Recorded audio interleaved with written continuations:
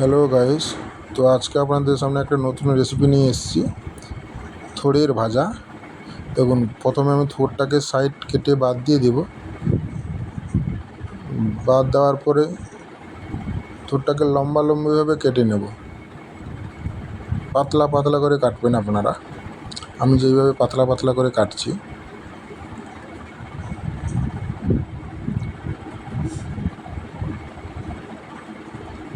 কাটার পর আপনারা পাতলা পাতলা করে চপিং করে নেবেন। যতটা পাতলা আপনারা কাটতে পারেন ততটা পাতলাই কাটবেন।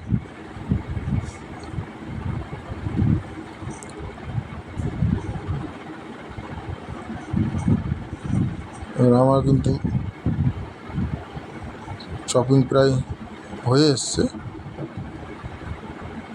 আপনারাও এইভাবে কেটে নেবেন।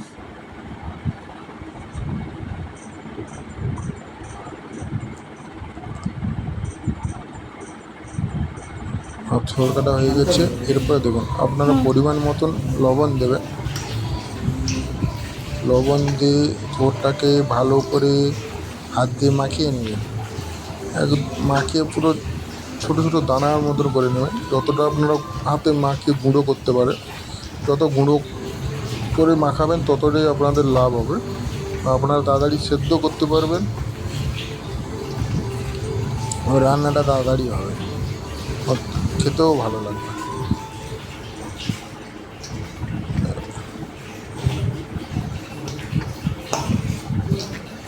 মাখানো হয়ে এসছে প্রায় আমার।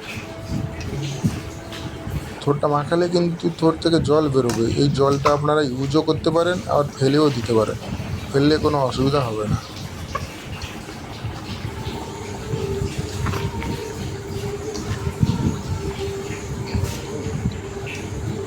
এবং আমার মাখানো প্রায় হয়ে গেছে মাখানো। এরপর আমি কড়াই বসাবো। কড়াইতে মাস্টার অয়েল দেব। মাস্টার অয়েল দেওয়ার পর তেলটা গরম হতে দেব। গরম করার পর শুকনো লঙ্কা দেবেন ফোড়ন হিসেবে।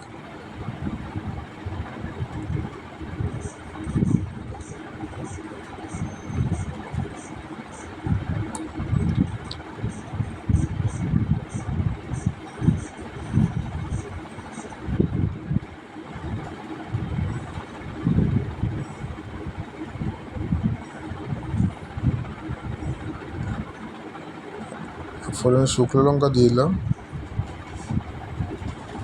তারপর আপনারা কালো সরিষা দিতে পারেন, আপনারা না দিলেও হবে। আপনারা যদি না চান তো দেবেন না। তো শুকনো লঙ্কা আপনারা দেবেন। আপনারা এর সাথে গোটা জিরেও দিতে পারেন ফোড়নে, কোনো অসুবিধা হবে না। এরপরে আমি ওই থোড়টা মাখিয়ে রেখেছিলাম ওইটা ঢেলে দেব কড়াইতে।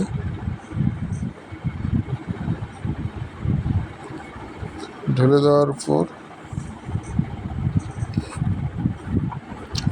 ওতে হলুদের গুঁড়ো,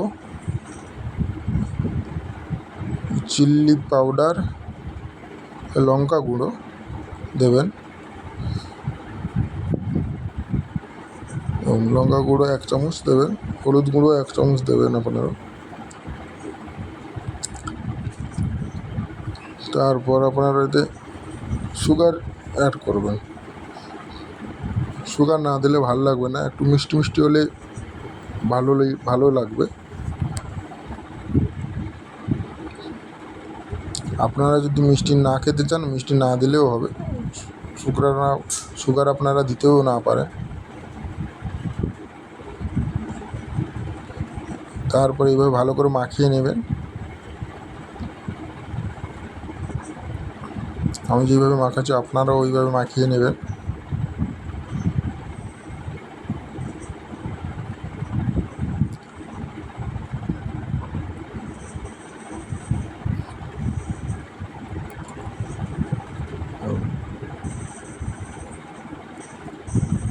মাখানো হয়ে গেলে গ্যাসের ফ্লেমটা স্লো করে দেবেন, একদম স্লো। তারপরে ঢাকনা দিয়ে দেবেন আপনারা। ঢাকনা দেওয়ার পর দেখুন আমার থোড়ের ভাজা রেডি হয়ে গেছে। আপনার রেসিপিটা যদি ভালো লাগে লাইক কমেন্ট শেয়ার করবেন।